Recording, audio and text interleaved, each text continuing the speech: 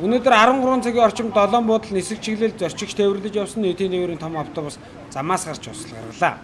Энэ талаар бид газар дээрээс нь очиж сургасан юм аа. Энэ хийн унаад тэгээд тооромжинд барихгүй би замын дүгжил айгүйх байсан, ихтрэлтэй байсан.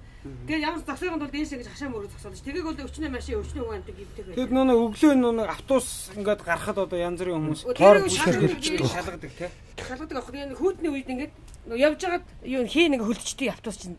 Тэгээд яг тэр нь манад таарчлаа л да. Бас уу? Тий. Тэгэхээр тоо тэгээд нөгөө хийг уучгаар автобус ямар зогсох боломжгүй болчихдог байхгүй тооромж ярихгүй. Тэгээд ямар сан дээш 2 зэрэг ноцолдож ийж өрөөлөн сэлж ийшээ ингэж хашаа мод мөрөд зогсоолоо л да. Газар энэ хүн гэртэрчсэнгүү. Энэ одоо зорчигчдын хувьд ямар нэг асуудал гэмтэл энэ. Зорчигчдын хувьд бол зүгээр байсан тий. Бүгдийг автобусын сулгаа явуулсан. Энэхүү автобус нийт 30 орчим зорчигчд тээвэрлэж явсан бөгөөд зорчигчдоос ямар нэгэн бэртэлгэмтэл аваагүй байна. Энэ бол одоо гинти юм л да явж байгаад ингэ хийн хөлдөө тоорн барихгүй байх гэж бол гинти юм л да.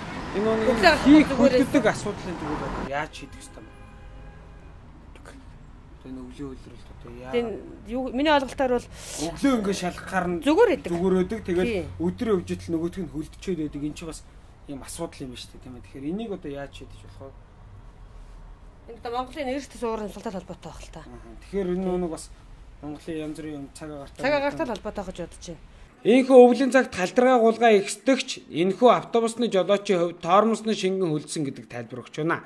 Тиймээс автобус компаниуд энэ мэт асуудлаа шийдэж зорчигчдын аюулгүй орчинд зорчих нөхцөлийг бүрдүүлэх нь чухал юм байна.